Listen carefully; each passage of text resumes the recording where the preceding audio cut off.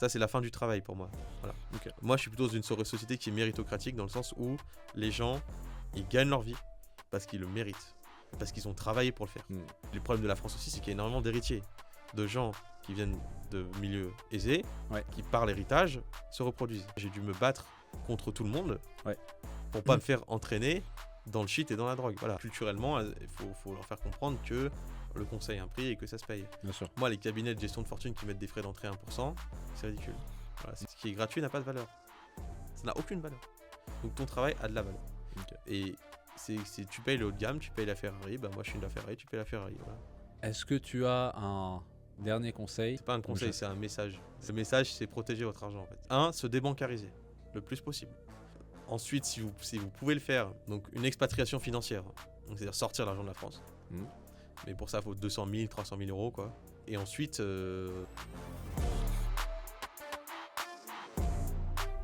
Bonjour à tous et bienvenue dans ce nouvel épisode de La Capsule. Donc La Capsule, c'est votre nouveau podcast dédié à l'entrepreneuriat. Ce podcast, il s'adresse à celles et ceux, entrepreneurs et entrepreneuses, mais aussi celles et ceux qui veulent entreprendre, à comprendre comment monter concrètement son business. Si vous êtes entrepreneur ou entrepreneuse, de nombreuses réflexions et sujets vont être abordés comme comment définir son offre, comment définir sa cible, est-ce que je dois revoir ma vision, est-ce que c'est le bon moment, comment je vais acquérir de nouveaux clients. Bref, beaucoup de questions que vous pouvez vous poser et aujourd'hui, on va essayer de les aborder, tout comme dans tous les autres épisodes du podcast, avec de superbes intervenants. Aujourd'hui, j'ai la chance de recevoir donc Mevlana. Mevlana, tu es donc gestionnaire de patrimoine, tu as 28 ans. Tu as monté ton business aujourd'hui tout seul, tu es présent dans 5 pays, tu es aujourd'hui en France, mais très bientôt à Dubaï. Et tu as déjà monté quelque chose de très beau, avec une très belle réussite. Tu génères seul aujourd'hui plus de 180 000 euros de chiffre d'affaires. Tout ça à 28 ans, en 5 ans. Donc je suis très heureux de te recevoir aujourd'hui dans le nouvel épisode de La Capsule. Donc bonjour Mevlana. Bonjour Ziryab. Ce que je te propose, c'est que l'on démarre cet épisode très rapidement avec donc une revue de ton parcours pour arriver assez rapidement sur comment tu en es arrivé à lancer justement cette activité de conseiller en gestion de patrimoine et quelles ont été les premières étapes dans la création de cette activité. Merci pour l'invitation, je suis honoré d'être présent aujourd'hui. Donc comme tu l'as dit, donc, je m'appelle Mevlana, j'ai 28 ans, j'ai fait l'ESSEC comme toi, voilà, j'ai fait le même master, donc le master SMIP en stratégie et management.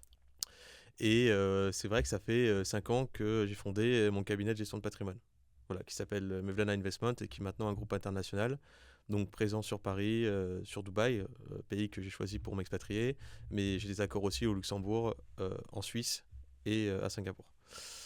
Et du coup, mon parcours, il est atypique. Voilà. Donc moi, je viens d'un milieu modeste, je viens du 93. Je me suis toujours sorti par le travail, voilà, par les diplômes. Donc j'ai charbonné en terminale pour avoir Sciences Po, donc, que j'ai réussi et j'ai eu le concours, donc j'étais très fier à l'époque. Et donc Sciences Po, j'ai fait le parcours classique, donc j'ai fait le bachelor en 3 ans. Donc on étudie du droit, de l'éco, de plein de domaines différents. Et j'ai fait ma 3e année en Allemagne. D'accord. Donc je parle couramment allemand et ça m'a vraiment beaucoup plu. C'était en Bavière, c'était un endroit magnifique. Et je suis revenu en France et à la base je voulais être énarque. Voilà. Ok. Rien à voir avec aujourd'hui, comme quoi les choses peuvent changer. Bien sûr. Et donc j'ai fait un master en affaires publiques. Donc ça m'a... Globalement, c'était correct. Bon, c'était très calqué sur les concours administratifs, l'ENA, Quai d'Orsay et compagnie.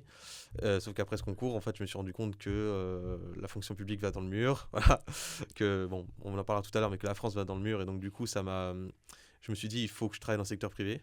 D'accord. Donc, j'ai fait du conseil. Donc, je fais du conseil en secteur public. Pour des boîtes, des très grosses boîtes comme DXC ou Soprasteria, dans l'informatique. Le conseil, je me suis rendu compte que c'était pas pour moi.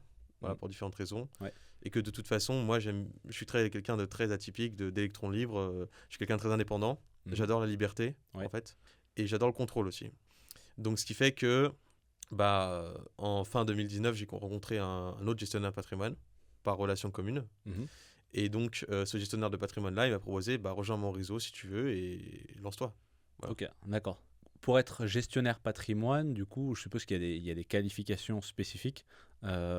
peut-être tu n'avais pas forcément, en plus tu n'as pas forcément un background de finance. Non, j'avais un background, alors j'ai beaucoup d'éco, de macro, etc., mais pas de finance.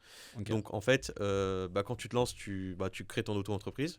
Donc ça, c'est facile à faire. En 3 semaines, c'est fait. Il n'y a pas de capital social. Avec 30 euros, c'est fait, quoi. C'est très, très facile à faire. Donc la micro-entreprise, c'est facile à faire. Il faut des habilitations. Donc moi, au début, j'étais mandataire en assurance, intermédiaire en opération de banque. Enfin, c'est des formations qui sont très faciles à avoir. D'accord. Et surtout, ensuite, on est formé. Ok. Voilà, c'est-à-dire que, moi, c'est mon réseau professionnel qui nous formait. On a eu une formation intensive de 2 mois et ensuite, on est formé aux produits financiers, à l'immobilier, etc. Par contre, c'est vrai que la plupart des connaissances que j'ai eues financières, c'est moi qui suis allé les chercher. Et aussi, j'ai fait les SEC pour ça en partie. Pour mon entreprise, pour avoir une vision globale, parce que Sciences Po, c'était très académique, c'était très universitaire. Ouais. Là, c'est vraiment pour avoir une vision globale de ton business. Donc la stratégie, le marketing, ça, j'en sers toujours beaucoup, le marketing, voilà. Forcément. La communication, comment gérer une boîte, ce qui s'applique à un gros groupe peut s'appliquer à n'importe quelle entreprise, n'importe quelle taille. Et du coup, ça m'a permis d'avoir des connaissances supplémentaires. Mon business fonctionnait correctement quand j'ai commencé. J'ai commencé par mes amis, ma famille. J'ai commencé à en parler à tout le monde. Parce qu'en fait, en France, la culture financière est extrêmement basse. Voilà, c'est un problème. C'est-à-dire qu'on ne t'apprend pas à l'école comment tu gères ton argent. Pour rappel, l'épargne française, c'est 6 000 milliards d'euros. C'est gigantesque. Et sur ces 6 000 milliards d'euros, il y en a 5 000 qui dorment. C'est-à-dire qu'ils ne sont pas en action, qui ne sont pas en obligation, qui sont juste dorment sur des livrets A, des comptes courants ou des assurances vie en fonds en euros, qui sont extrêmement basiques, en fait. Ouais. Et ça, parce que les gens ne savent pas comment s'y prendre. C'est pas de leur faute, ils savent pas. Complètement. Donc ils sont juste ignorants sur le sujet parce que personne leur a dit comment on fait. Ouais.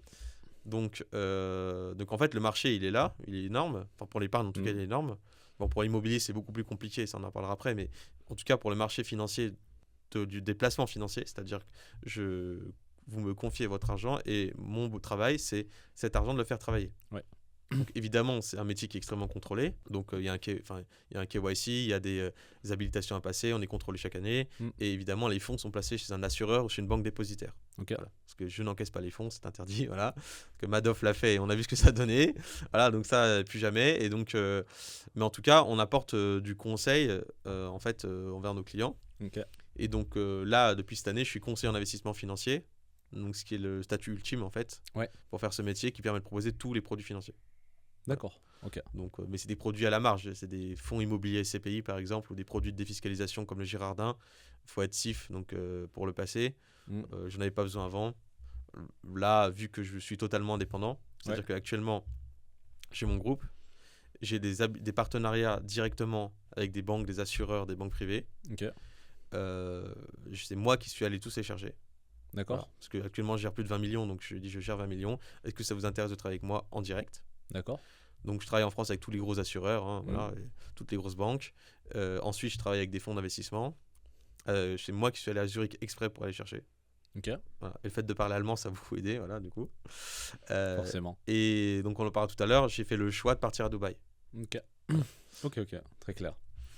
Donc, j'aimerais revenir déjà sur les premières étapes pour commencer ton activité. Donc c'est pas une activité où tu t'es lancé d'abord tout seul, tu as d'abord rejoint, c'est quoi, c'est un cabinet de... Non, c'est un réseau. C'est un réseau de gestionnaire de patrimoine. D'accord, ok. Mais tu as donc tes propres clients, c'est plutôt quelque chose qui t'aide ensuite à aller chercher des clients. Comment ça se passe ce type de réseau? Oui, c'est moi qui démarche les clients, c'est moi qui les cherche. Ça, ils ne me donnent pas les clients. Ils me forment juste en fait, ils ont juste un centre de formation. Ils négocient les produits en amont. Donc pour censer, c'est facile en fait. On n'a rien à négocier, tout est déjà fait. Tu entends quoi parce qu'il y en a qui ne sont pas familiers avec justement ce terme de produit. Qu'est-ce que tu entends par ils négocient les produits en amont? Oui, en gros, ça veut dire que le réseau va aller voir, ils ont un partenaire financier et le partenaire financier va aller voir les banques, va aller voir les assureurs. Et en gros, on vous propose telle assurance vie, tel PEA, tel produit financier, tels appartements, tel bien immobilier par exemple. Et en fait, tout est déjà pré-mâché. D'accord. En fait, nous, on a juste à faire de la vente, faire de la vente.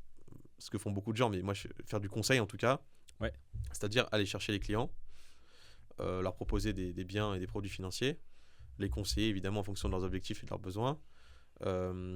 Et en fait, déjà, dans ce réseau-là, on avait pas mal de services différents que j'ai développés encore plus par la suite. Mais donc, il y a du conseil fiscal. Donc c'est vraiment, vous payez en plus c'est le moment là. Voilà. Ouais. C'est la période de Avec les déclaration impôts. d'impôts. Là, vous avez tous déclaré vos impôts cette année et vous allez encore tous prendre tarif en fait. Voilà. Donc si vous voulez éviter encore une fois de payer 5 000, 10 000, j'ai un client qui paye 60 000 euros d'impôts par an. Ok.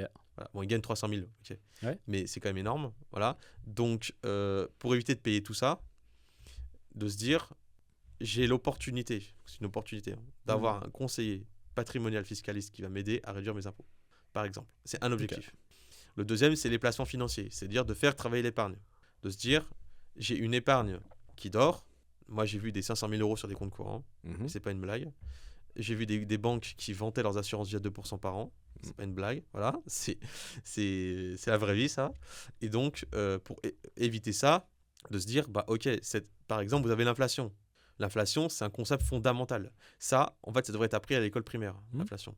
L'inflation, c'est l'augmentation généralisée des prix sur un an qui est mesurée par l'INSEE, par l'indice des prix à la consommation. Ouais. Donc cette inflation-là, elle a été très forte, parce qu'en 2022, il y a eu la planche à billets, qui a causé l'inflation, il y a eu la crise Covid, et il y a eu la guerre en Ukraine. Les trois en même temps. Donc en 2022, en France, on avait une inflation réelle autour de 10%, entre 8 et 10%. Là, elle est redescendue à 5, mais quand même, vous avez une inflation à 5, vous avez une épargne qui apporte 2, donc vous perdez en valeur 3% par an.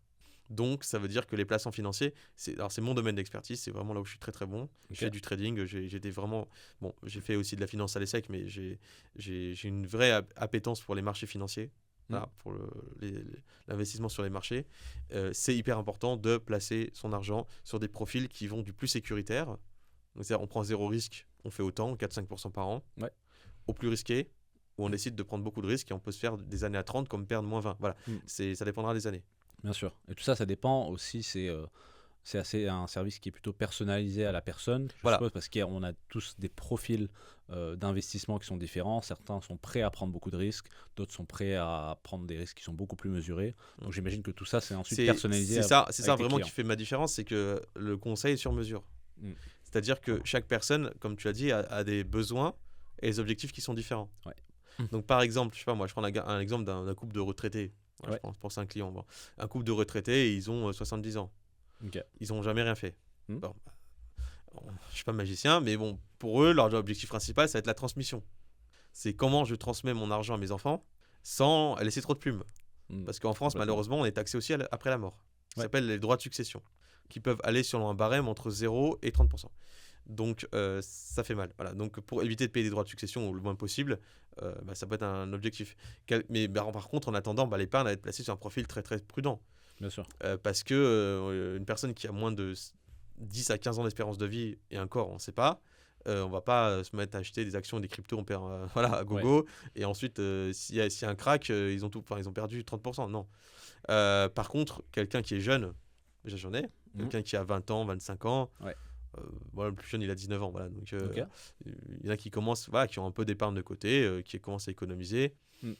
Bon, là je démarre à 50 000, mais je fais des fois des exceptions pour les personnes jeunes parce que je sais très bien qu'elles vont travailler, donc plus tard qu'elles ont plus.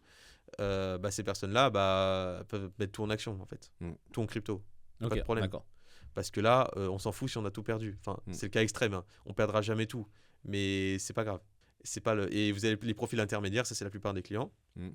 La plupart des Français sont pas averses au risque, mais sont neutres. Ouais. Sont neutres au risque, c'est-à-dire faire un risque autant que l'inflation. C'est vraiment ça, c'est un profil équilibré en fait. Et un profil équilibré, c'est on va viser entre 5 et 10 par an. Donc les performances ne sont jamais garanties. Donc celui qui vous dit que les performances sont garanties est un escroc, parce que ça n'existe pas. Même les obligations d'État ne sont pas garanties. Même votre livret A n'est pas garanti. Voilà. Parce que si la France fait faillite, c'est fini. Bon, c'est le cas extrême. Hein. Ouais, mais voilà. Mais rien n'est garanti en finance. Okay. Voilà. C'est juste qu'on peut avoir toute la gamme possible, sachant que moi j'ai tous les diplômes et tous les accords qu'il faut pour faire toutes les classes d'actifs. Donc on va en parler. Voilà. Ok, très clair. Donc tu as dit quelque chose.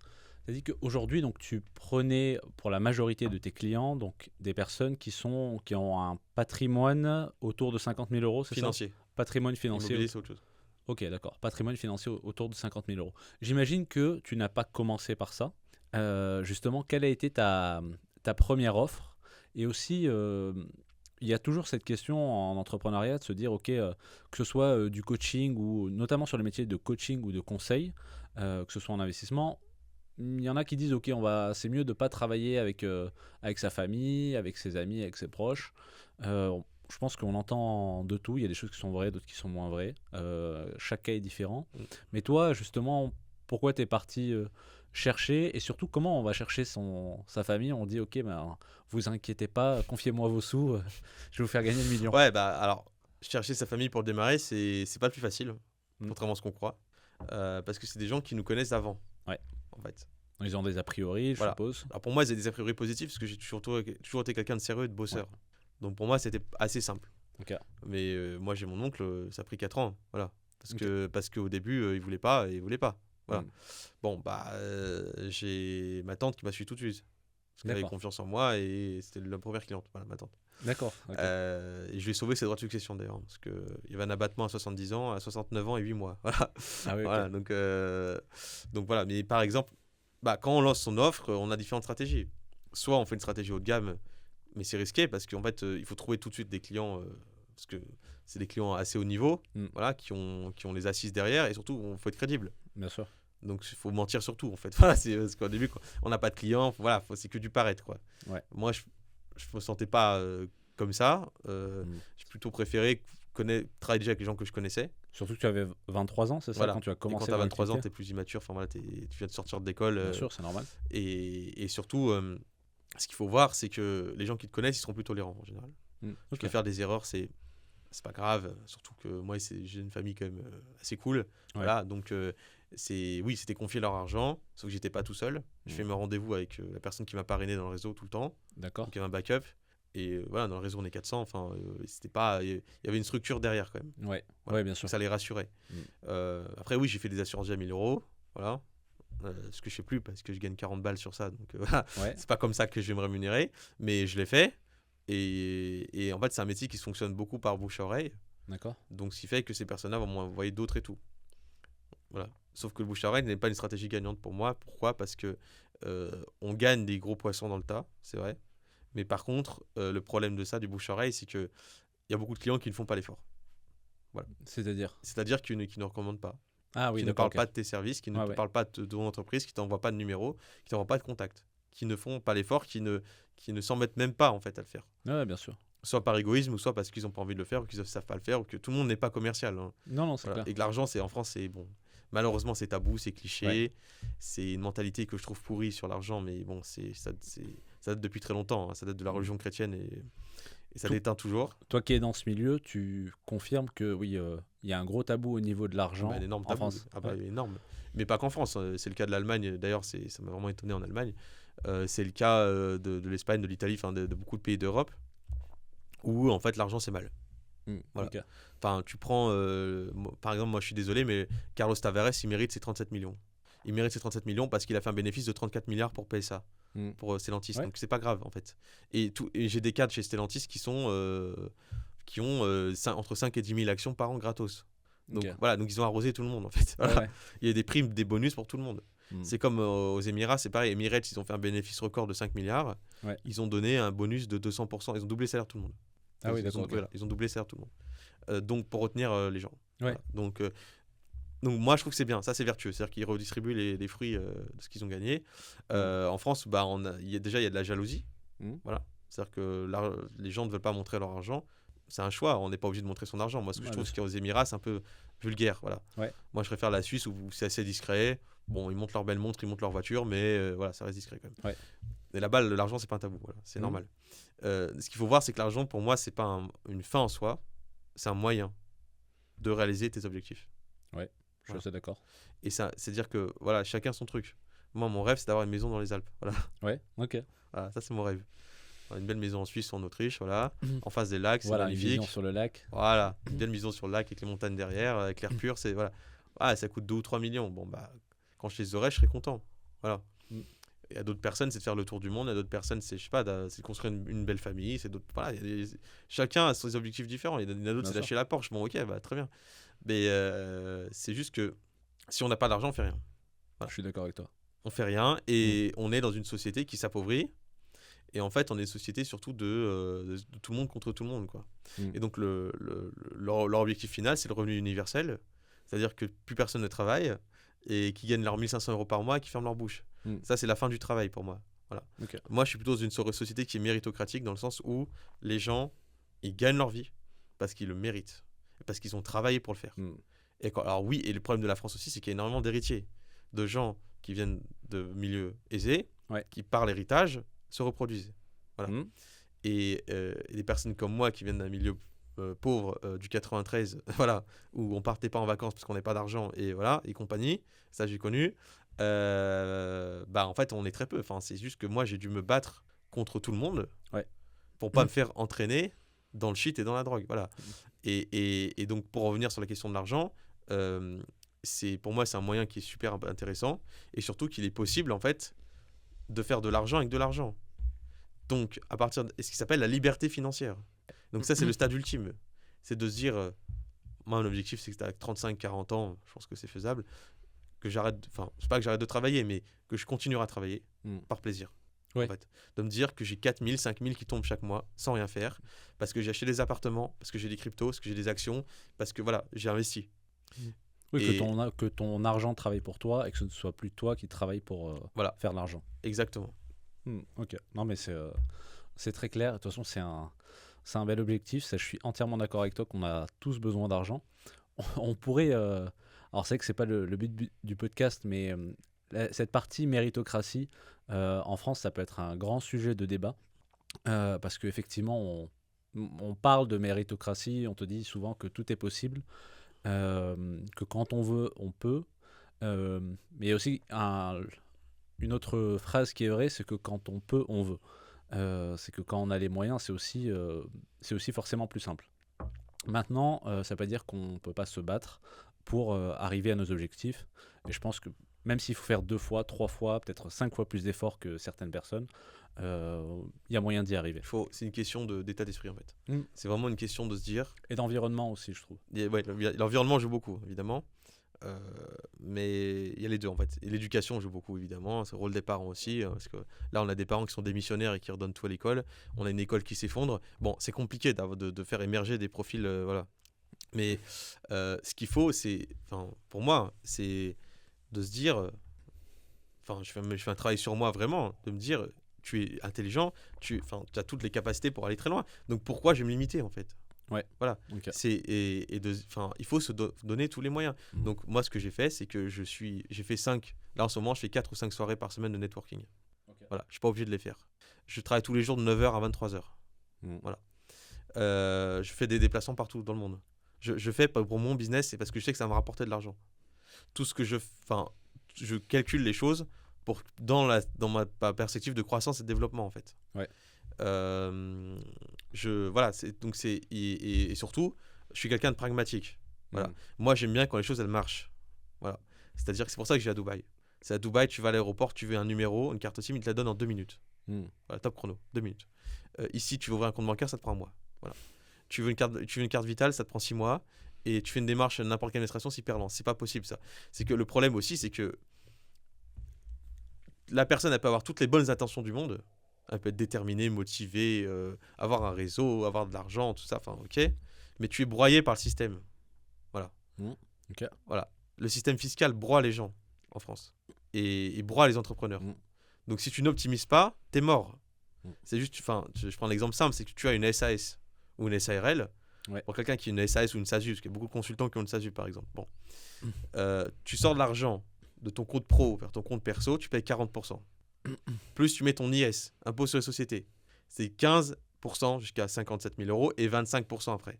Plus tu payes ton impôt sur le revenu, parce que l'argent qui est passé en pro est taxé, il repasse en perso, il est encore taxé. Donc au final, tu payes, et je parle même pas des taxes d'apprentissage, des autres taxes et tout, il y en a 50 milliards, à la fin tu payes 60 à 70% à l'État. T'as envie de travailler pour ça ? Non. Moi j'ai pas envie de travailler pour ça. Moi je suis pour une taxation qui soit juste en fait. Ok. Voilà. Ok, très clair. Justement par rapport à ça, notamment sur, tu as parlé des frais justement quand on passe du compte pro au compte perso. Est-ce que dans d'autres pays, notamment par exemple à Dubaï, c'est différent justement ce passage entre compte perso et... à Dubaï, quand tu as business, c'est très simple, c'est zéro. Voilà. D'accord. C'est zéro, c'est-à-dire qu'il n'y a pas de taxe. Il n'y a pas de taxe quand tu passes... Tu fais un virement, c'est bon. Ok, ok, d'accord. Tu fais un virement de ton compte et il n'y a rien. La seule taxe qu'il y a, c'est une corporate tax à 11% si tu dépasses les 100 000 euros de bénéfices. Donc, ce qui est beaucoup. Donc, c'est un chiffre d'affaires à 500 000, quoi. Donc, D'accord, ok. Donc, il y a de la marge. Il y a de la marge. Donc, non, mais leur stratégie aux Émirats, c'est différent. C'est qu'ils cherchent à attirer tous les capitaux du monde entier.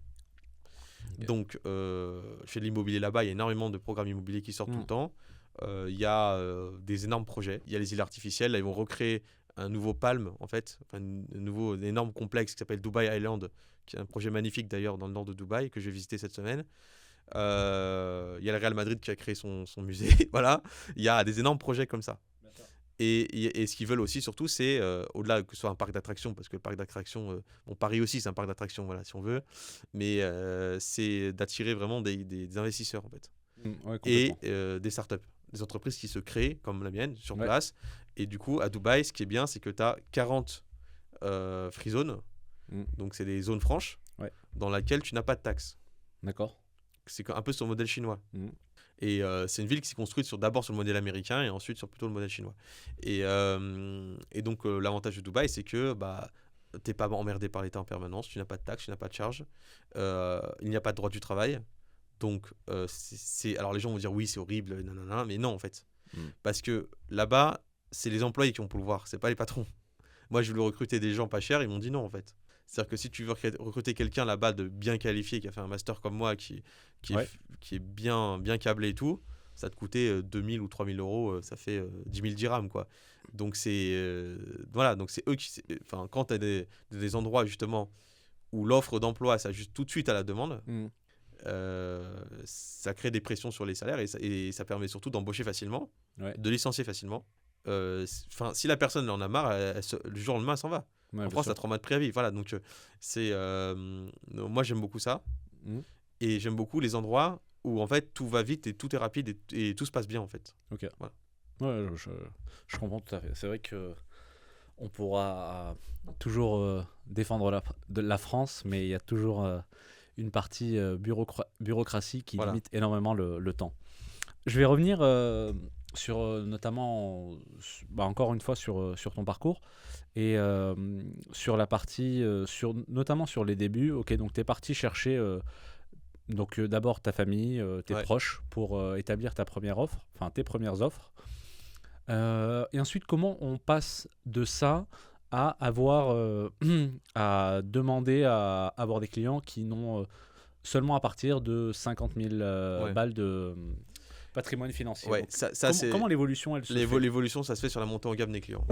Ok. C'est-à-dire qu'en fait, mon objectif premier est de chercher des gros tickets d'entrée, donc des clients qui ont 500 000, 1 million ou plus, et parce que c'est le même temps de travail pour une rémunération bien supérieure, en fait, au final. On est Donc d'accord. c'est Pareto, hein, c'est bien l'efficacité, sûr. voilà. Donc pour ça, tu vas là où est l'argent.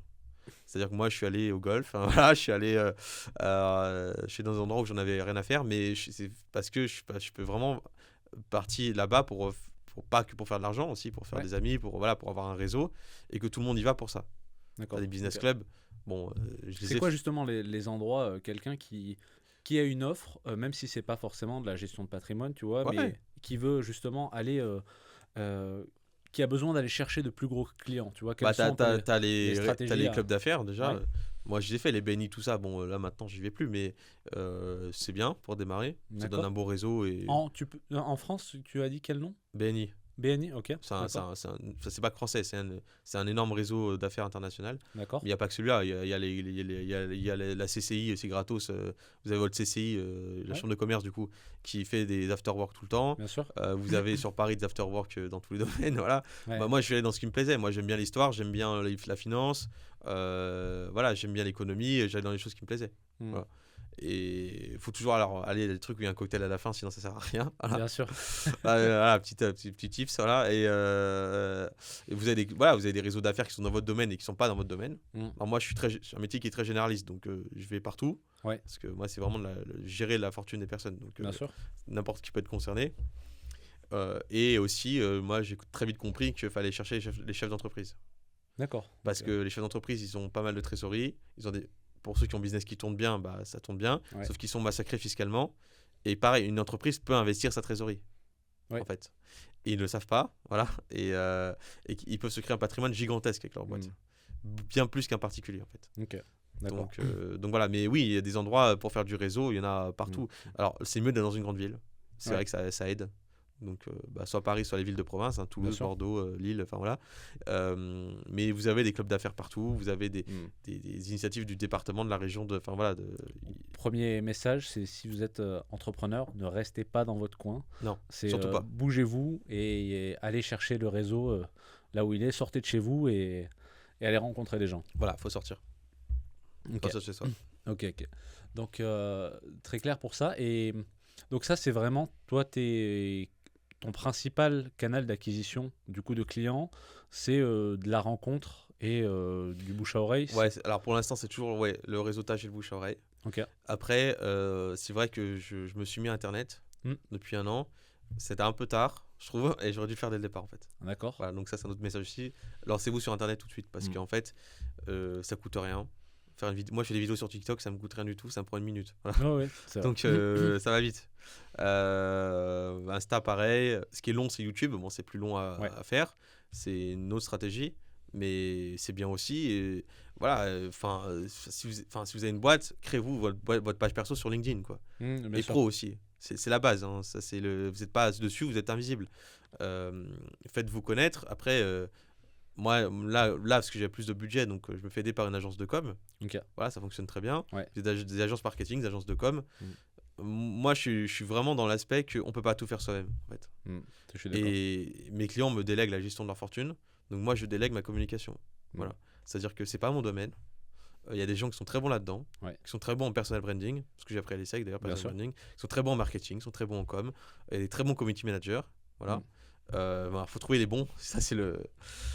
Parce que dans la com, il y a tout, n'importe quoi. C'est comme dans la finance. Hein. Tu as des très bons et des moins bons. Justement, comment tu as recruté ton community manager ou l'agence de com qui s'occupe de ça? Ouais, en fait, je suis allé dans plein d'endroits différents de réseautage, d'entrepreneurs, de clubs d'entrepreneurs et tout. Ouais. J'en ai vu plein. J'ai fait des rendez-vous avec 4-5. Ok. Et pour moi, c'était la meilleure offre et je me suis pas trompé. D'accord.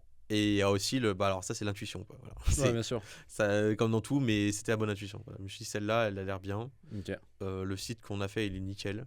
Voilà.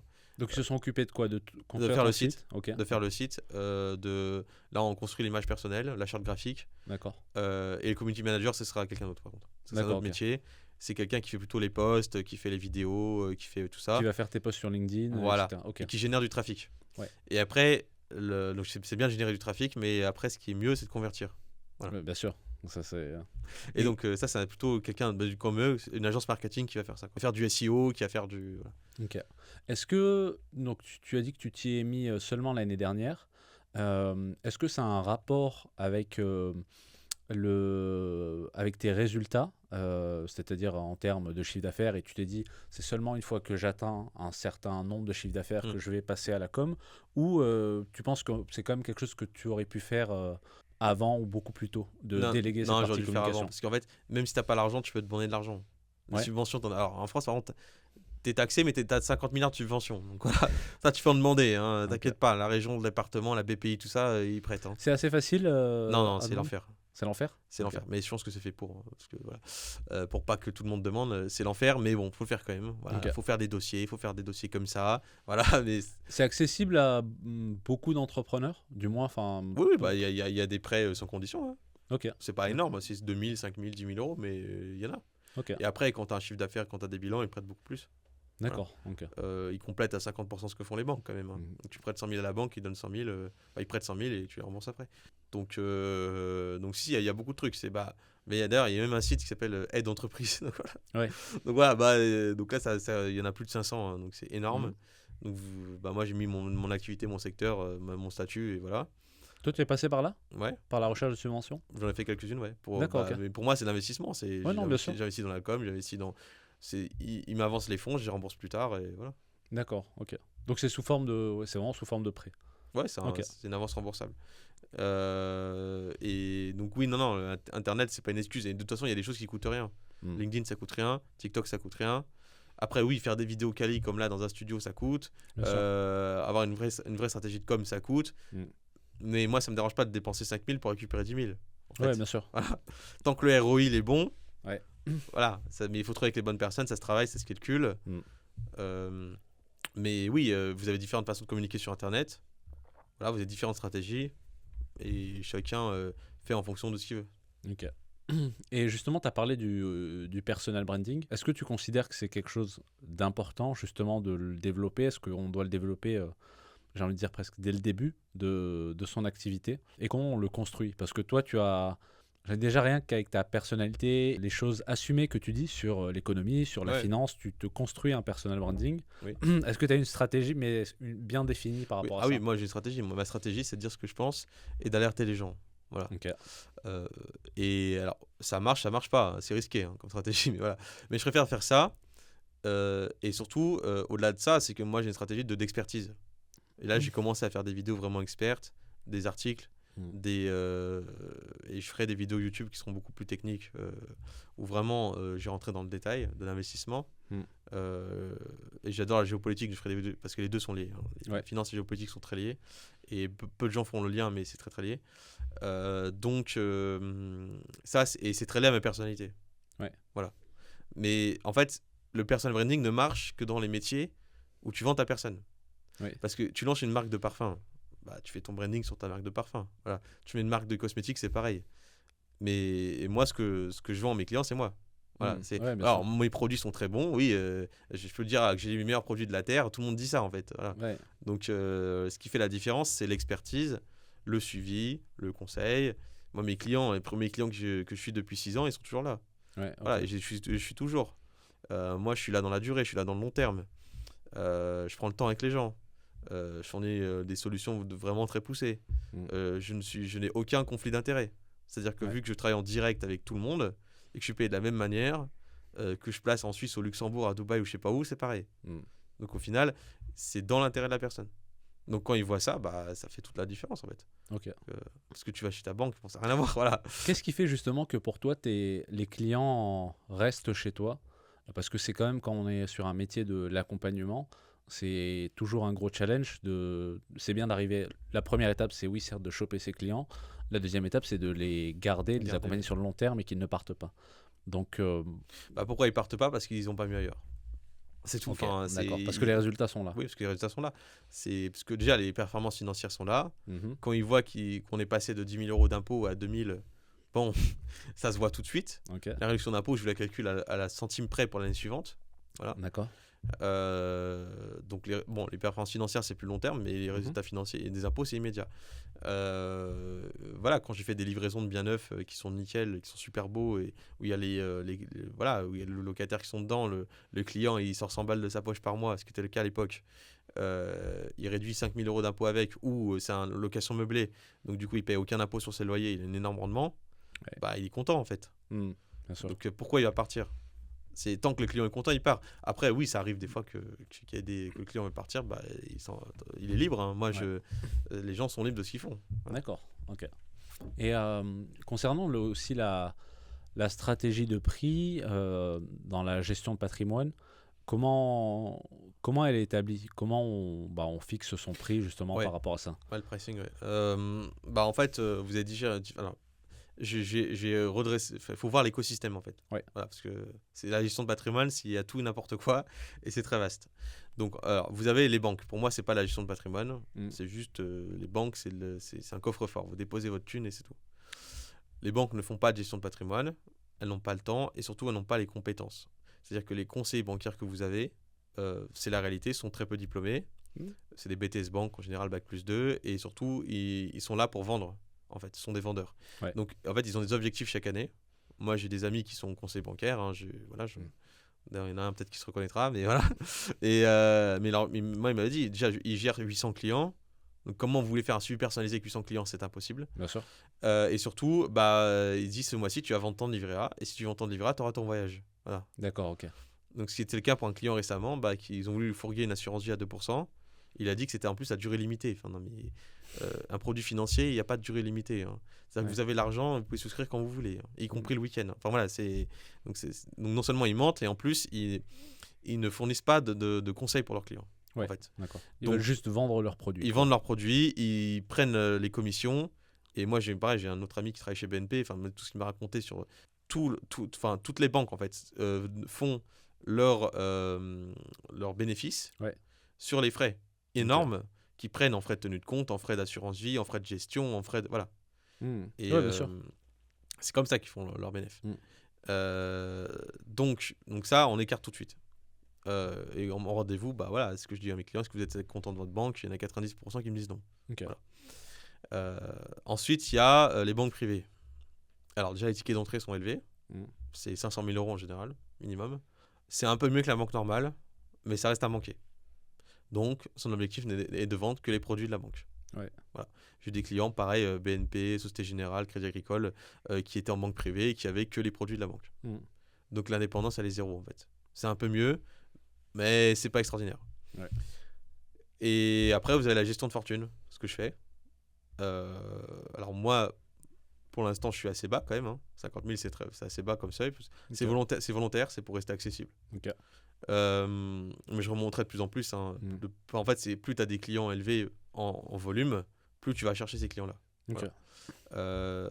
Mais voilà, et vous avez donc dans la gestion de fortune, la vraie gestion de patrimoine, vous avez 2000 personnes en France à tout casser, ce qui n'est pas beaucoup, et vous avez 1000 à 1200 CIF. Voilà. Ok, d'accord. Donc, qui ont C'est vrai que c'est pas énorme. Parce que des fois, j'ai l'impression d'entendre qu'il y a beaucoup de gestion de patrimoine ou de cabinets de gestion de patrimoine. Mais par rapport à la population française, ouais, pas l'impression que c'est peut-être énorme. des gens mandataires, vous êtes peut-être 10-15 000. Voilà, ouais, voilà, d'accord. mais mandataires. Mais des gens CIF, non, pas, quasiment pas. Donc, parce que mandataire, il faut demander pour qui aussi. Voilà. Pour qui ils travaillent, est-ce qu'ils sont dans un réseau comme j'étais dans le cas avant, est-ce qu'ils sont en direct chez une banque, un mandataire AXA ou un mandataire MMA, ils sont pas du tout indépendants. Et pour moi, c'est aussi pourri que la banque. Voilà. Donc voilà, donc il y a beaucoup de gens qui ne se rendent pas compte en fait de la qualité du travail qu'on fait. En fait. Oui, c'est vrai. Voilà. Et c'est pour ça qu'il y a beaucoup de travail de pédagogie et d'explication à faire. Tu trouves que tu es confronté, parce que pour moi c'est typiquement le genre de métier auquel tu peux y être confronté, à ce côté un peu arnaqueur, sur le fait de dire bon en fait un conseiller de gestion de patrimoine ça sert à rien, de la même manière que en fait c'est con hein, parce que le conseiller bancaire au final tu l'as dit il est là pour vendre des produits de la banque, mais nous on va se dire bah tiens en fait le conseiller en gestion de patrimoine il est là pour prendre ses sous et en fait profiter un peu des sous des clients, tu vois. Oui, bah ça je l'ai plein de fois, moi, des objections comme ça, t'inquiète pas.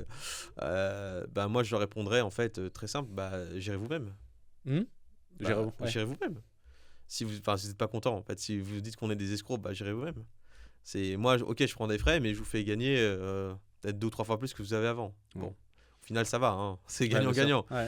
Bah les gens en fait qui gèrent eux-mêmes, bah c'est la plupart du temps c'est une cata. C'est déjà les impôts, ils peuvent rien faire eux-mêmes. Voilà. Donc ça c'est mort. Et même sur l'épargne financière, moi j'ai vu des PEA qui étaient gérés par les gens. Des gens qui avaient acheté Alstom, qui avaient acheté Orpea, qui avaient acheté des actions éclatées, qui ont fait moins 90 quoi. Ouais, bien sûr. Ouais, super. Donc l'investissement c'est un métier. C'est comme dans tous les métiers en fait. Donc vu que c'est un métier, ça nécessite en fait vraiment d'avoir des compétences poussées. Donc si on n'a pas les compétences, on délègue. Voilà. Et après moi les gens qui veulent investir eux-mêmes, pour moi c'est même pas 1% de la population. C'est des gens hyper érudits en finance, mais il y en a très peu en fait. Ok, très clair.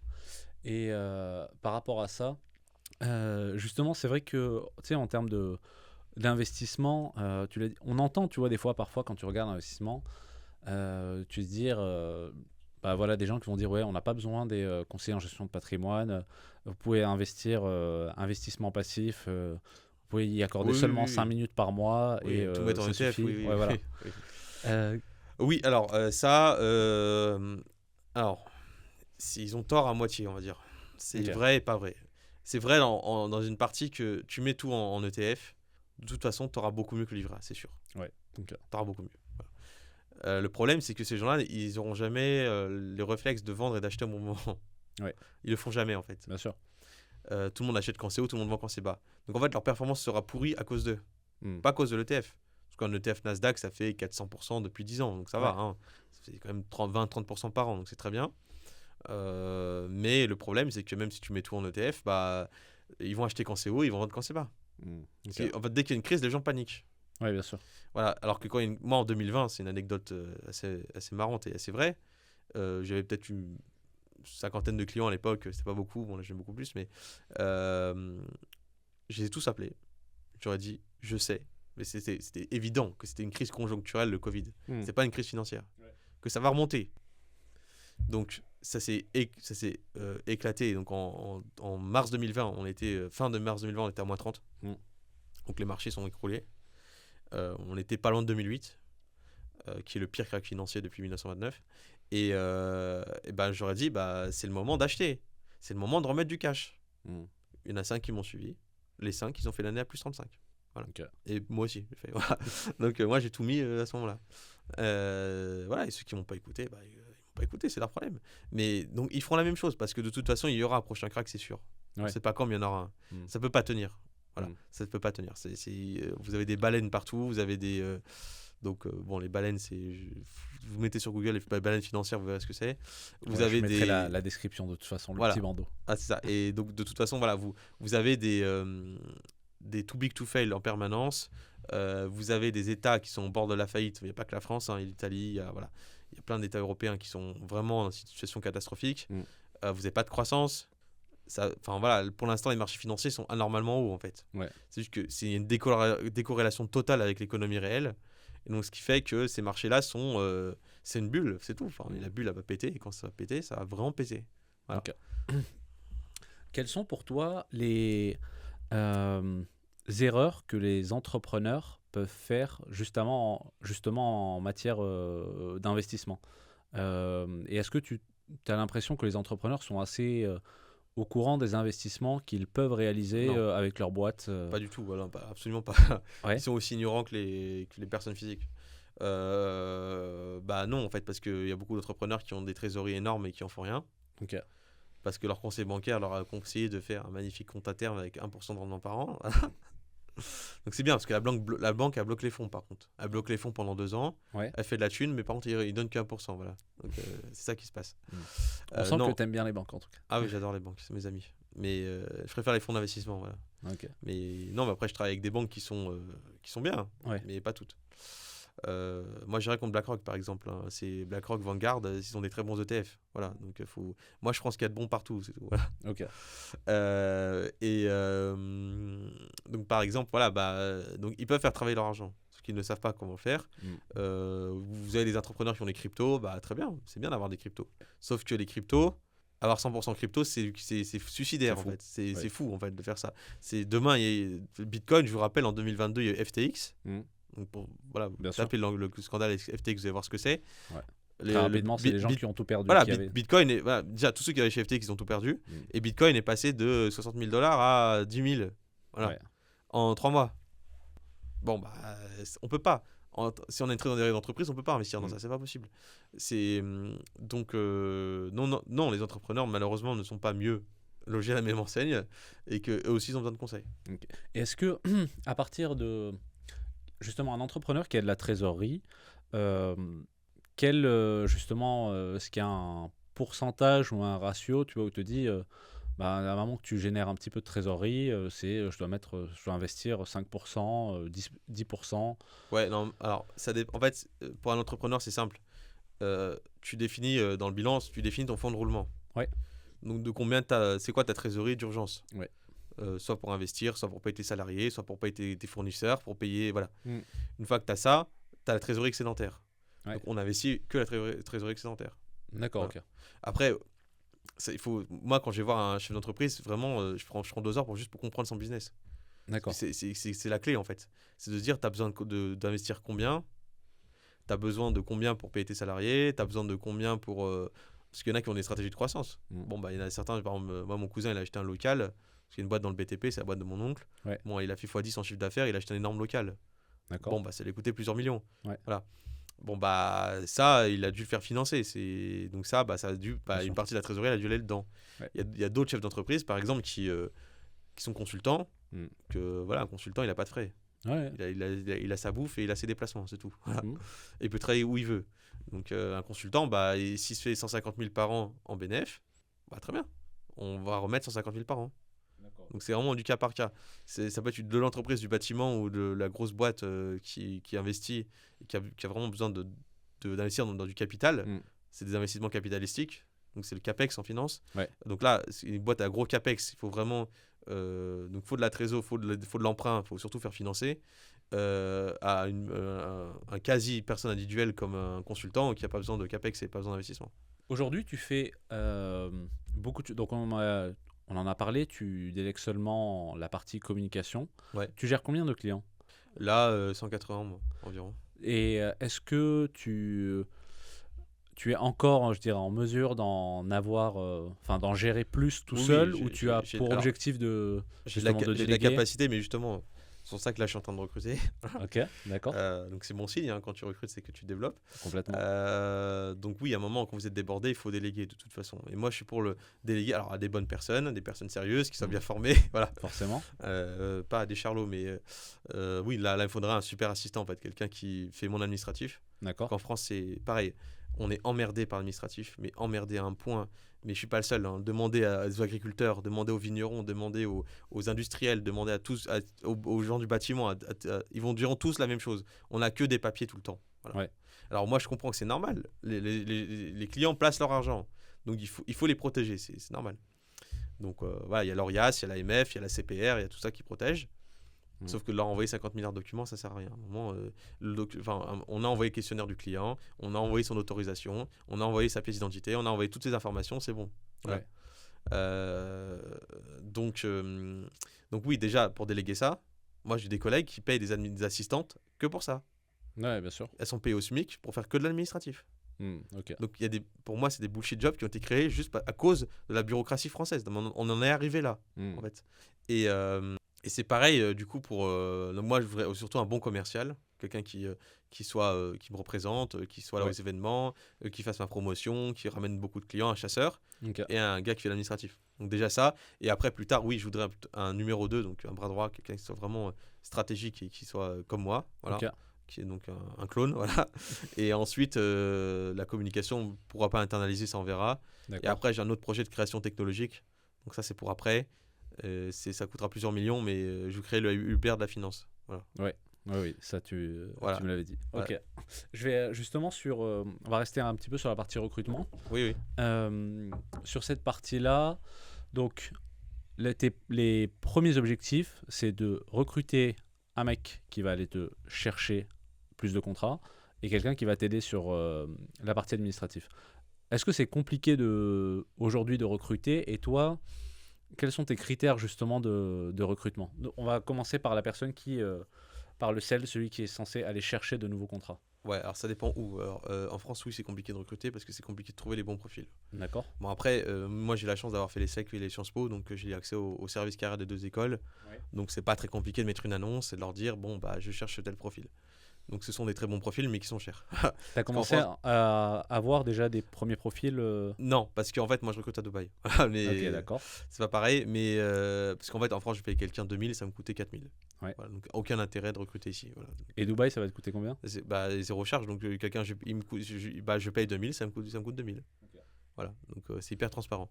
Brut égale net à Dubaï. Hein. Voilà. Très bien. Donc non, moi, donc j'ai mis une annonce sur LinkedIn, j'ai eu 200 réponses. Bon, sur les 200, il y en avait 180 qui étaient pourris. Voilà. Et t'as pris le temps de regarder? Oui, j'ai regardé les profils, oui. Ça prend beaucoup de temps, hein, c'est chronophage. J'ai regardé les CV, j'ai regardé les lettres de motivation, enfin j'ai tout regardé. Et donc oui, il y en a certains qui m'ont dit que je payais pas assez, voilà. Et il y en a d'autres qui étaient intéressés, donc on verra quand je serai sur place. Mais en tout cas, moi de toute façon, à partir de demain, je vis qu'aux Émirats. Ouais. Donc c'est-à-dire que je vais recruter quelqu'un qui habite là-bas. Parce qu'en fait, faire venir des gens, ça coûte beaucoup d'argent, et je veux quelqu'un qui reste longtemps. Ouais. Voilà. Parce que, d'accord. Pareil, recruter quelqu'un, le turnover, c'est hyper cher. Tu formes quelqu'un, ça te prend du temps. Ça te coûte de l'argent, donc ça prend 3 à 4 mois le temps qu'ils soient rentables. Voilà. Donc vaut mieux que la personne reste longtemps. Après oui, moi je pense que les profils ils sont là, sauf qu'en fait on a une pénurie de profils en France, c'est normal. Parce que certains, mais quand vous avez 80% de Mongols qui sortent de l'école, enfin j'exagère à peine, de gens qui sont à peine formés et qui ont aucune culture, aucun savoir-vivre, et qui ne savent même pas écrire le français, alors l'anglais j'en parle même pas. Les gens qui sont intelligents, qui ont la tête bien faite, c'est 5%, qui font toutes les meilleures écoles. Voilà, donc HEC, Sciences Po, Polytechnique, Centrale, etc. Bah, ils sont demandés par tout le monde. Voilà. Donc, les offres, ils en reçoivent 15 ou 20. Ils ont pas de chômage. Ouais. Voilà. Et ils sont même courtisés à l'étranger. Moi, les gens de Dubaï qui viennent de l'ESSEC, ils ont tous été recrutés sur LinkedIn.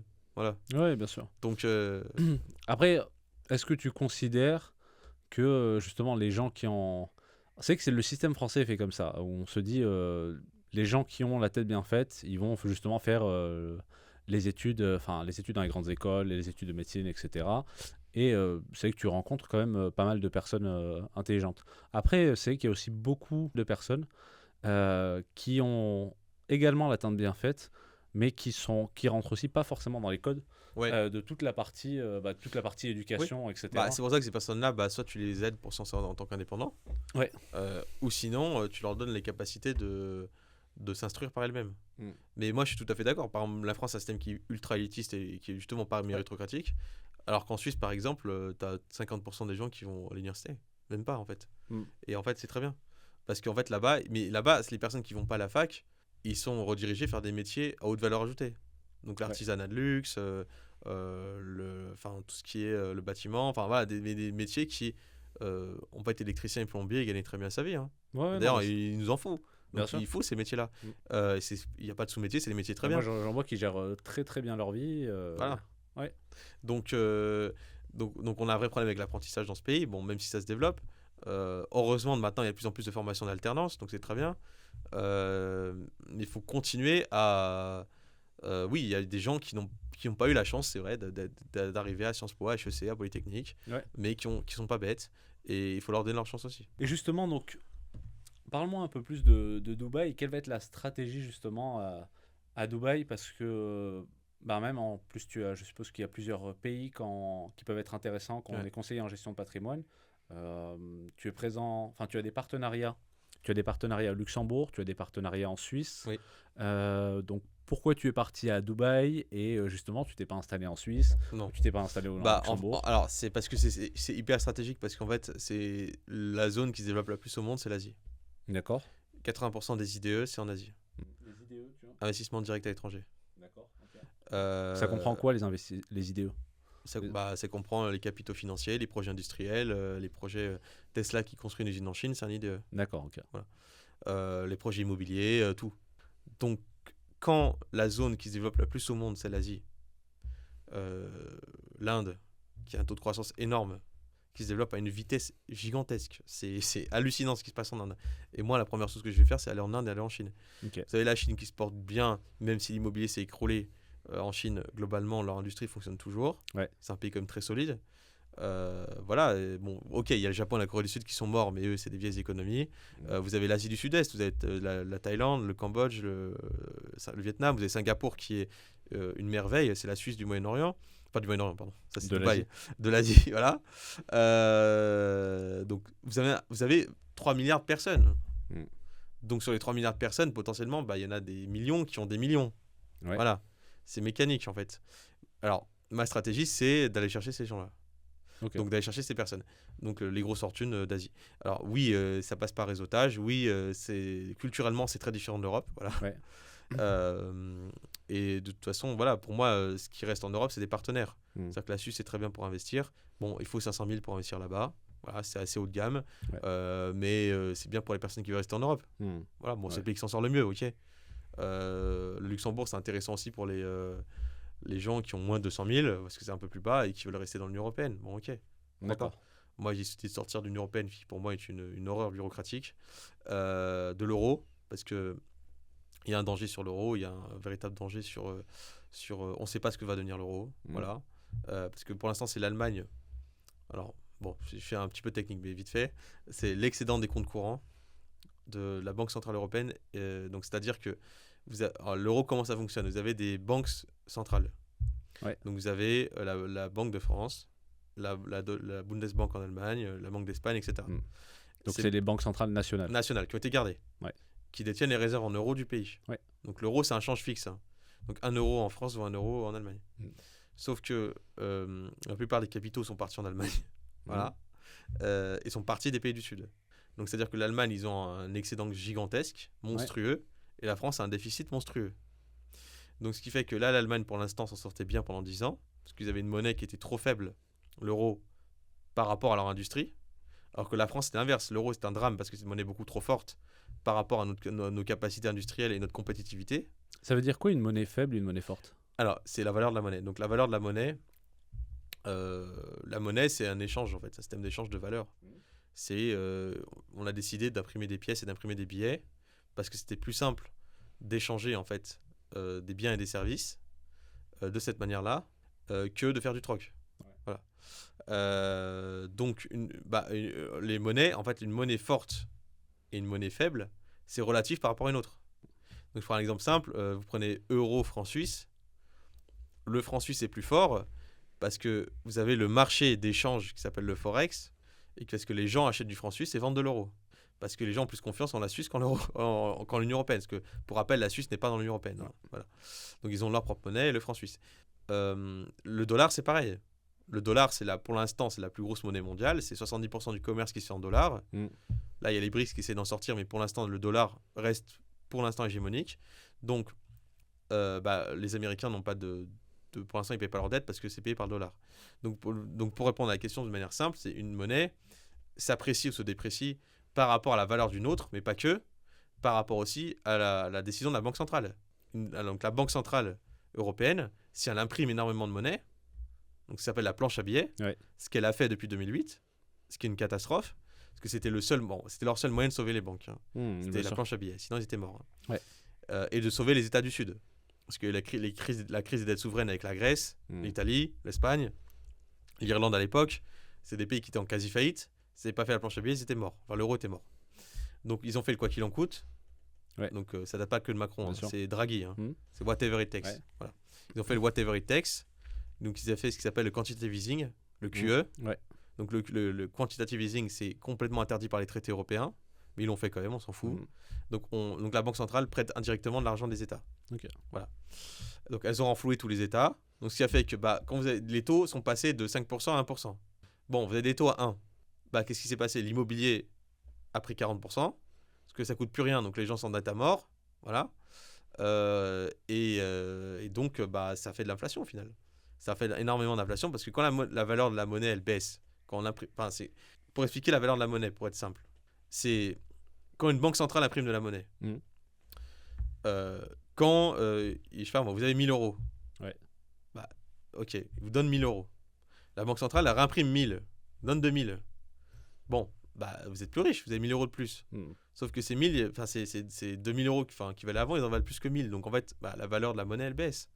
Plus il y a de monnaie en circulation, plus la valeur de la monnaie baisse, c'est normal. Donc vous avez l'exemple en Allemagne dans les années 30, il y avait les brouettes de billets pour acheter une baguette de pain. Bon, voilà. Donc, ce qui s'est passé, c'est la dévaluation de l'euro. Bon, l'euro reste relativement une monnaie forte quand même. Hein. C'est la deuxième monnaie du monde après le dollar. L'euro s'est quasi écroulé en 2022. Il était descendu à 0,80 € pour $1. C'était jamais vu que l'euro passe sous le dollar. Voilà. Et là, actuellement, ça va être compliqué avec ça. Donc, en fait, voilà, moi, je propose à mes clients différentes stratégies. Mais ma stratégie principale, c'est d'aller chercher les fonds en Asie. Voilà. D'accord. Ok. Sur ça, c'est clair. Pour aller chercher de gros clients, est-ce que tu dirais qu'il y a t'as remarqué des tendances ou des codes à avoir? Je sais pas, ça peut être... je vais dire n'importe quoi, que ça peut être dans la manière de parler, ça peut être dans l'attitude, ça peut être sur les sujets, parce que tu parles politique, géopolitique. Est-ce que c'est des sujets que ta cible de clients évoque beaucoup? Non, là, avec ces clients-là, c'est très policé, très... voilà. C'est des clients en fait qui sont sollicités tout le temps, donc déjà il faut qu'ils t'apprécient toi. Voilà, on travaille avec... c'est comme beaucoup de clients, mais eux encore plus. Vraiment qu'ils aiment la personne. Et au-delà de ça, alors moi il y en a qui aiment... Alors moi je le sens s'il faut que je sois direct ou pas en fait. Ok, d'accord. Il y a des gens qui c'est hyper à bâton rompu et ça leur plaît, même limite. Et d'autres non, pas du tout. Là je sens qu'ils vont se braquer tout de suite, donc là je suis beaucoup plus consensuel. Enfin voilà. Donc je m'adapte, faut être un caméléon. Hein. Voilà. Bien sûr. Donc après oui, c'est une attitude. Moi, j'aime bien tout ce qui est élégance, tout ce qui est haut de gamme, tout ce qui est raffinement. Voilà. Donc, je peux utiliser un langage qui est extrêmement soutenu, voilà, par exemple. Parce que ma mère elle m'a vraiment bien appris le français académique, mais le vrai français qui est dans les années 60-70, voilà, où je sais ce que c'est qu'un subjonctif, un passé simple, hein, voilà. Bah pour l'anglais c'est pareil, mais si l'anglais est une langue beaucoup plus simple, j'essaie d'utiliser des tournures de phrases qui sont bien adaptées, de ne pas froisser les gens. Bon, tu vas dans leur sens, tu leur montres que c'est les meilleurs, qu'ils ont raison, qu'ils sont trop forts, mais qu'ils ont besoin de toi quand même parce que t'es important. Voilà.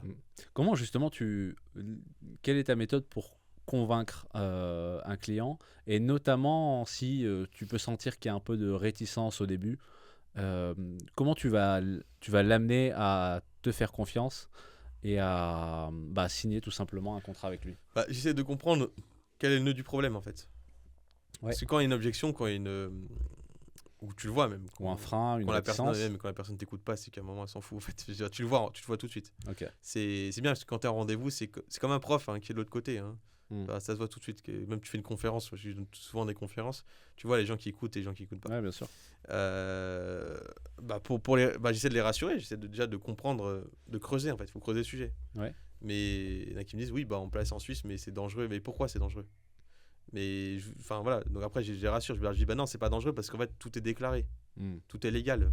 En fait, c'est une banque par une autre, c'est tout. C'est juste qu'on change de pays, mais le système financier est hyper fort. Ils ont pas de dette, ils ont pas d'inflation, ils ont voilà. C'est un exemple. Il y a des gens qui disent ouais, mais à Dubaï les fonds sont bloqués. Ben non, c'est faux. Vous pouvez rapatrier vos fonds quand vous voulez. Rien n'est bloqué. Voilà. D'accord, ok. C'est des exemples, mais j'essaie d'essayer de creuser les choses, d'essayer de rassurer. Après, il y a des gens, tu leur montres par A plus B que c'est la chose à faire. T'as beau être le plus gentil, enfin même pas que gentil, le plus rassurant possible, parce que c'est une question de posture et de personnalité aussi. Hein. Y a des gens qui ne comprendront jamais, tant pis en fait. Ça fait partie du boulot, mais en général, j'arrive quand même à transformer 70% des gens que je vois. D'accord, ok. Donc ça montre que... c'est quand même un gros ratio, 70%. Oui. Ça, après, quand tu as fait plein de rendez-vous, tu as vu toutes les objections de la Terre possibles, donc tu sais y répondre. Sur ça, j'ai l'impression sur notamment cette partie vente, conversion, on peut pas y échapper, je veux dire. Il n'y a pas de recette miracle, on est obligé de faire. Tu es obligé de faire, de te casser la gueule, de prendre des portes, de se faire rembarrer, de se faire... voilà, et après... Tu prends l'expérience, tu te rôles, tu t'affines, tu corriges. Un bon entrepreneur, un bon chef d'entreprise, c'est quelqu'un qui se remet en cause en fait. Parce qu'il y a rien de pire de quelqu'un qui fonce dans le tas. C'est de dire, cette fois-ci, j'ai pas réussi parce que j'ai fait telle erreur, que je ne reproduirai plus. Et moi, je fais des débriefings à la fin de mes rendez-vous. Ça, j'étais bon, ça, j'étais moins bon. Tu prends le temps de faire ça à chaque fois? Oui. Ouais. Voilà. Okay. Et des fois, si le client veut bien, j'enregistre. Ou des fois, je me revois. D'accord. Ça, je me dis, là j'étais bon, là j'étais moins bon, et j'essaie vraiment de corriger au max le tir, parce que en fait, plus on est bon, moins on prend de temps, plus ça va vite, plus le client est content, et au final, moi je lui dis, vous me remercierez dans 3 ans d'avoir fait ça. Voilà. Non, c'est vrai. Et vraiment, j'ai l'impression que c'est quelque chose qui revient, tu vois. Plus je parle avec des entrepreneurs, et plus il y a cette notion de... notamment lorsqu'on fait des calls clients, qu'on fait de la vente, on fait pas juste une rencontre avec quelqu'un et on oublie ce qu'on a dit. C'est hyper important de prendre le temps de noter, de se rappeler de ce qu'on s'est dit, et c'est génial ce que tu fais, de faire l'analyse. Ok, là j'étais bon, là j'étais moins bon. Et du coup, quels sont... peut-être que c'était plus présent à tes débuts, mais peut-être que même encore là, tu as des endroits où tu te notes que tu es moins bon, je sais pas. Mais quels sont justement les axes ou les moments où tu as été moins bon, tu vois, quels sont les... et des conseils justement du coup que tu peux partager aux personnes qui font moi j'ai braqué des gens en étant trop rentre dedans, je pense, au début. Okay. C'est-à-dire qu'il y a des gens avec qui ça marche pas. Il y a des gens, tu veux pas, tu leur dis monsieur, c'est ça qu'il vous faut. En fait, il y a des gens, faut leur laisser le temps de réfléchir. Voilà, faut pas les pousser. Le forcing, ça marche pas. D'accord. Tout ce qui est pushing, tout ce qui est harcèlement, voilà, parce que non, en fait, faut laisser. En fait, ce qui est compliqué, mais ça, c'est vraiment une posture que je vous encourage à avoir si vous êtes jeune, notamment un jeune entrepreneur. Il faut être détaché du résultat, le plus possible. Il faut montrer à la personne que vous n'avez pas besoin d'elle. Voilà. Mais moi, en étant en mode je m'en fous, j'ai jamais fait autant d'affaires. Je leur dis, bah, très bien, c'est l'offre que je vous propose. J'estime que pour telle raison, c'est la meilleure, D'accord. qu'elle est toujours valable. Je vous laisse le temps de réfléchir. Voilà. Vous revenez vers moi, oui ou non. Mais vous revenez vers moi avec votre réponse. Ouais. Mais j'ai des gens qui ont pris un mois à réfléchir, ils ont dit oui, bah ok. Parce qu'il y a des gens qui ont besoin de temps, et c'est normal. Moi, on me propose d'investir, je sais pas moi, de mettre 300 000 euros sur la table, je vais pas tout de suite signer. Enfin, je vais réfléchir, je vais voir, ils vont parler à leur famille. Bon, alors là, ils se font retourner le cerveau tout le temps. Mais s'il va pas, c'est n'importe quoi, nanana. Et donc, faut pas trop laisser de temps non plus, parce que plus tu laisses de temps, plus il te retourne le cerveau. Mais en général, ça va. Il y en a plein qui sont revenus comme ça. Et j'ai des clients pareil, au début ils ont mis 200 000, après ils ont mis 300 000, et après ça allait étape par étape parce qu'ils ont vu que les 200 ça tournait bien, donc ils ont rajouté. Et j'ai d'autres qui sont plus fonceurs qui ont dit bah ok, j'ai 1 million, je mets tout le million tout de suite. Voilà. Okay. Ce qui est mieux parce que du coup tu as les rendements tout de suite. Voilà, mais bon. Donc oui, enfin faut. En fait, c'est comme. En fait, je m'applique aux autres que je fais à moi. C'est-à-dire qu'il faut laisser la liberté aux gens. Et plus tu les laisses libres, plus ils se sentent pas contraints, plus ça vient en fait. D'accord. Okay. Et justement, quand tu vends, est-ce que imaginons tu vas à un meeting justement d'entrepreneurs, un club, réseau, etc. Tu es plutôt du style à vendre de manière à dire voilà qui je suis, voilà mes services, je peux vous aider, ou alors simplement tu parles de ce que tu fais et c'est les clients, les chefs d'entreprise qui vont venir vers toi, mais sans que tu leur aies réellement proposé une offre directe. Bah, en fait, la proposition d'offre directe, ça marche pas, ça marche jamais. Ok. Parce qu'une règle de base, c'est que tu t'intéresses aux gens d'abord. Donc tu t'oublies un peu. C'est compliqué de s'oublier, de moi, mais en fait, le problème, c'est que quand tu vas à des réunions d'entrepreneurs, tout le monde est là pour vendre. C'est vrai, ouais. Tout le monde vend à tout le monde. Donc tout le monde a son speech, tout le monde a son discours. Ouais. Bon. Donc, t'entends que des pitchs pendant 3 heures. Enfin, pendant 2 heures, si tu veux, t'as que ça, tu vois. Enfin, tu tournes, voilà, t'as l'afterwork et tu tournes autour de tout le monde. Voilà. Donc, tu t'intéresses aux gens, tu expliques ce que tu fais de manière cohérente.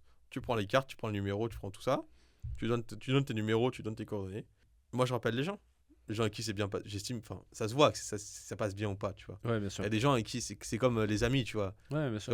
C'est comme pour avoir une copine ou je sais pas quoi, c'est pareil. Il y a des gens avec qui ça passe, des gens avec qui ça passe pas. Bon, bah, les gens avec qui c'est passé, ok, ça s'est bien passé. Tu les rappelles, tu leur dis, bah écoute, moi je te propose un rendez-vous qui est offert. Okay, ouais, pour faire l'état sur tes finances. Ouais. Voilà. Et en général, bah, ils sont contents, ils disent, ouais, ok, de toute façon, ça leur coûterait. Le rendez-vous, il est offert, c'est 1 heure. Bah, je dis, c'est quoi 1 heure dans une semaine, c'est que dalle. Bon, on trouve 1 heure le soir, le matin. Moi, je travaille le samedi, le dimanche, on s'en fout. Voilà. Et au bout de l'heure, en général, bah, je leur fais une proposition. Je leur dis voilà comment je travaille, voilà ce que je vais vous proposer, voilà comment je suis rémunéré. Est-ce que ça vous convient? Est-ce qu'on poursuit? Okay. Voilà. Ça, c'est la base, j'ai l'impression, notamment sur les métiers de service. Bon, c'est pareil quand tu as un logiciel, tu as des essais gratuits, etc. C'est le même principe. C'est offrir une partie diagnostic, en fait, voilà. Une sorte de diagnostic. Tu dis pas à ton client que tu lui vends quelque chose, mais tu lui fais comprendre qu'il a un problème soit dans sa gestion, qu'il y a plein de choses qu'il pourrait optimiser. Et c'est là que tu vas taper pour que lui se dise « Ok, mais en fait, j'ai envie de travailler avec quelqu'un comme toi qui propose une offre qui peut m'aider. » Exactement. Ok. On n'a pas parlé d'un sujet important qui est l'ambition. Justement, quelle est ton ambition en tant qu'entrepreneur? Alors l'ambition, ça peut paraître démesuré à certains, mais c'est d'être milliardaire. D'accord. Donc en tout cas multimillionnaire, donc avoir au moins 50 millions de fortune personnelle.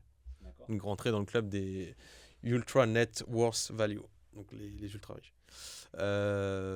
Donc bon, pour y arriver, il faut que je me donne tous les moyens pour aller voir les plus grosses fortunes. Et surtout, je pense que à partir du moment où j'ai fait 5-10 millions, je mettrai 1 million dans mon projet d'application. D'accord. Et on verra si ça décolle ou pas.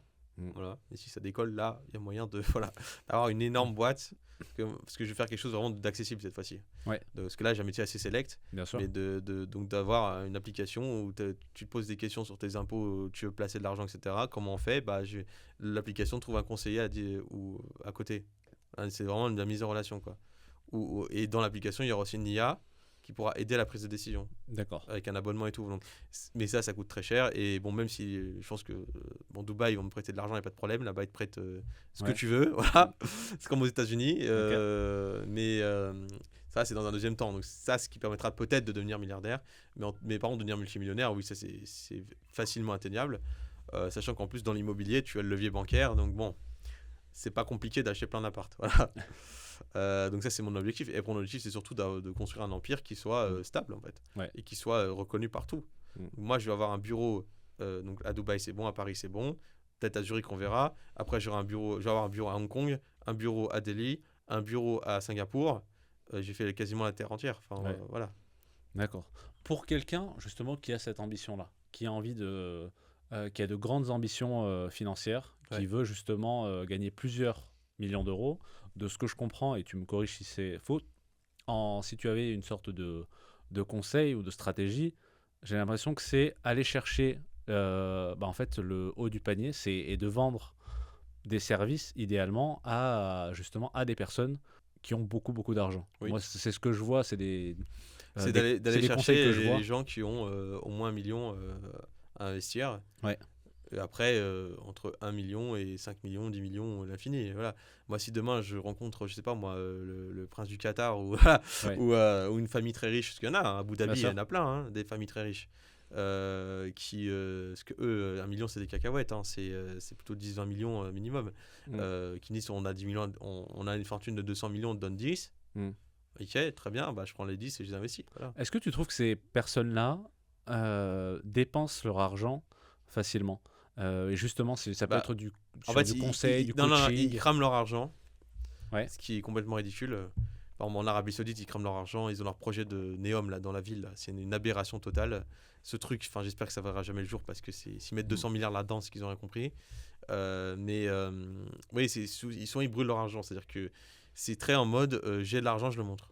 Oui, voilà. Non, et ce que je veux dire, du coup, si quelqu'un a un service, je vais prendre un autre métier que le tien, mais par exemple, justement, n'importe quoi, du coaching, tu vois, coaching sportif, par exemple, ou coaching mindset, peu importe.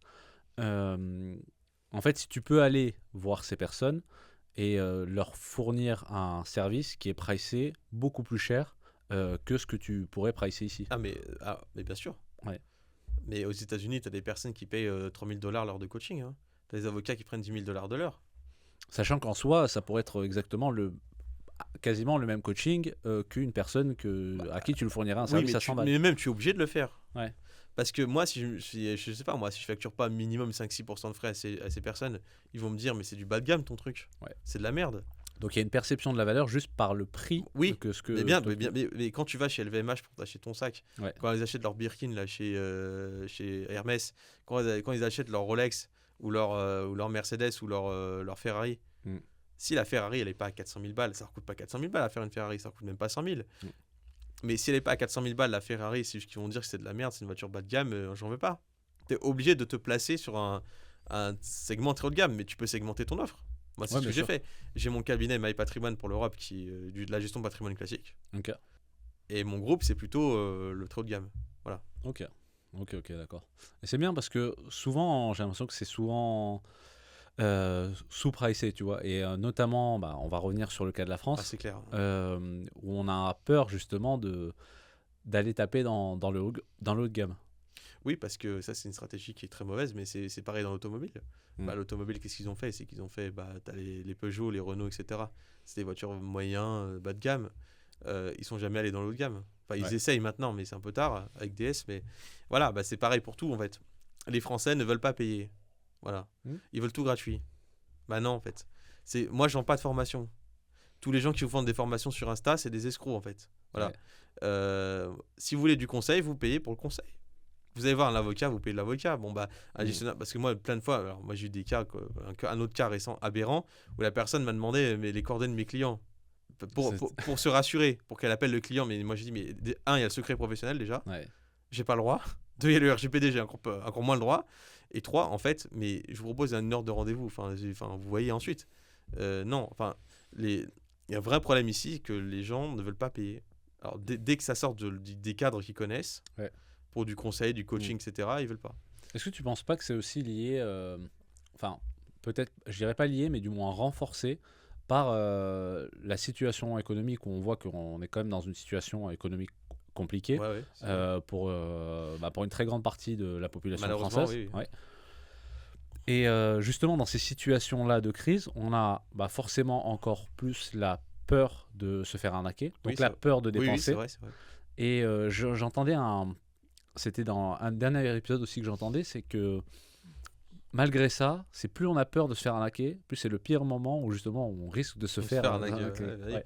Parce que plus on a peur de se faire arnaquer, plus on va voir des margoulins qui, en fait, ont toutes les méthodes d'escrocs, du coup, pour, voilà. Ouais. Mais moi, de toute façon, enfin, dans ma première slide de ma présentation, il y a mon numéro Orias, il y a mes diplômes, mes qualifications.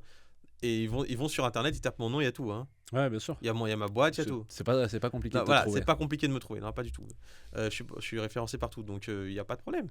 Donc, moi, j'explique la façon dont on fait, mais oui, c'est vrai que. euh, Après, il faut faire attention parce que moi, ce que je cherche, c'est vraiment les gens qui ont de l'épargne. Ouais. Et ces gens-là, par contre, culturellement, il faut leur faire comprendre que le conseil a un prix et que ça se paye. Bien sûr. Moi, les cabinets de gestion de fortune qui mettent des frais d'entrée 1%, c'est ridicule. Voilà, Ok. c'est juste en fait, ce qu'il faut bien comprendre, c'est que, parce que c'est ce qu'elle disait, notre Anne-Flore, voilà, Ouais. notre directrice de master, je suis tout à fait d'accord avec Anne-Flore, ce qui est gratuit n'a pas de valeur. Ça n'a aucune valeur. Donc, mettre des frais à 1%, ça n'a pas de valeur. C'est tout. Ouais. Donc, ton travail a de la valeur. Ok. Et tu payes le haut de gamme, tu payes la Ferrari, bah moi je suis de la Ferrari, tu payes la Ferrari. Voilà. Ok. Non, mais très clair pour ça. Est-ce que tu as un dernier conseil Ouais. pour les gens qui. C'est pas un Comme conseil, je- c'est un message. En C'est fait. un message à faire passer. Voilà. Donc, le message, c'est protéger votre argent, en fait. Parce on est dans une période qui est très compliquée. Donc on a une période de dette, d'inflation, de chômage, d'insécurité. Enfin voilà, vraiment c'est compliqué en Europe. On a une Union européenne qui nous mène dans le mur. On a les États-Unis qui contrôlent beaucoup de choses, qui ont arrêté le Nord Stream, qui ont arrêté le gaz russe, qui sont en train de liquider l'industrie allemande. L'Allemagne est en récession, la France fait 0,5% de croissance. On a une dette à 3100 milliards, on a un déficit public de 150 milliards par an, on a un déficit commercial à 100 milliards. Bon, jusqu'où ça va aller en fait. Donc, de manière très simple, vous avez dans les textes français la loi Sapin 2. Vous allez vérifier sur Internet. Vous allez sur Légifrance, vous avez la loi Sapin 2, qui potentiellement autorise l'État à geler tout en cas de crise. Ok. Donc, ils peuvent geler les retraits. Vous ne pouvez plus retirer l'argent de la banque. Mhm. Ils peuvent geler les assurances-vie. Ils peuvent tout geler. Voire, ils ont même le droit de piquer dans la caisse. C'est-à-dire de prendre dans l'épargne des gens. C'est le dernier recours. Donc, alors, je ne dis pas que ça va arriver, mais c'est potentiel. Dans 5-10 ans, potentiellement, ça peut arriver. Si on continue comme ça va arriver. Ok. Donc, il faut reprendre le pouvoir sur son argent. Donc, reprendre le pouvoir, c'est retrouver sa liberté financière. Le premier conseil, se débancariser le plus possible. Acheter de l'or. Vous achetez, ce que j'ai fait à Zurich. Vous allez partout où vous voulez. Vous allez en Belgique, en Suisse. Enfin, voilà, c'est juste à côté. Vous avez de l'or pur, 99%. Vous achetez des pièces d'or, des lingots. Voilà, c'est tout à fait légal. L'or vaudra toujours quelque chose. Ok. Avoir un 5-10% d'or Ouais, dans son 10% en or, patrimoine. c'est bien. Ok. Voilà. 10% crypto. Mm. Voilà. Sur une ledger, attention. Sur un wallet. Ouais. Surtout pas chez Binance et compagnie. Vous achetez vos cryptos sur Binance si vous voulez. Vous les transférez sur votre wallet. On expliquera ce que c'est un ledger. Voilà. Parce qu'on doit finir. Voilà. Mais c'est hyper important d'avoir un. Donc, crypto, Bitcoin, Ethereum, Solana, Matic. Enfin, il y en a des très très bien. Ouais. Ensuite, si vous pouvez le faire, c'est ce que je fais moi. Donc, une expatriation financière. Donc, c'est-à-dire sortir l'argent de la France. Mais pour ça, il faut 200 000, 300 000 euros, quoi. Donc, c'est pas le cas de tout le monde, je sais. Donc, minimum Luxembourg et ensuite la Suisse, les Émirats ou autres. Voilà. Okay. Vous achetez de l'IMO un peu partout dans le monde. Moi, je peux faire acheter de l'IMO à Bali, à Dubaï, à l'île Maurice, à Singapour, à New York, enfin, partout où vous voulez. C'est pas compliqué d'acheter de l'IMO partout dans le monde. Il faut juste avoir les contacts. Et ensuite, vous diversifiez votre épargne. C'est-à-dire qu'avoir tout sur le compte courant et sur le livret A, pour rappel, sur le compte courant, c'est une créance. C'est-à-dire que c'est plus votre argent, en fait. Vous mettez votre argent à la banque a une créance sur vous. C'est-à-dire qu'elle vous doit de l'argent. Mais si elle n'a plus d'argent, la banque, je ne vous dois plus rien. Hein. Okay. Voilà. Donc, il faut faire super gaffe avec ça. Les comptes courants, pour moi, c'est 20 000 balles maximum. Hein. Ouais, Mais grand max. Vous n'avez pas besoin de plus sur un compte courant. Ensuite, vous remplissez le livret A. OK, ça, c'est votre épargne de précaution. C'est ce que j'ai la première chose. C'est au cas où il se passe quelque chose, j'ai mon livret A qui est rempli. Voilà. Il y a 10-20 000 euros. Très bien.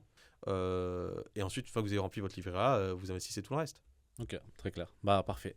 Merci pour ça. Je t'en prie. On arrive du coup à la fin du podcast. Merci énormément en tout cas d'avoir accepté de participer Avec à cet grand épisode. Je pense que c'était très intéressant. C'est un mix entre entrepreneuriat et finance. J'espère que vous avez apprécié cet épisode. Vous êtes encore beaucoup à regarder les épisodes, mais encore très peu nombreux à vous être abonnés, à laisser des j'aime, des commentaires ou même des 5 étoiles sur les différentes plateformes de podcast. Donc n'hésitez pas à le faire.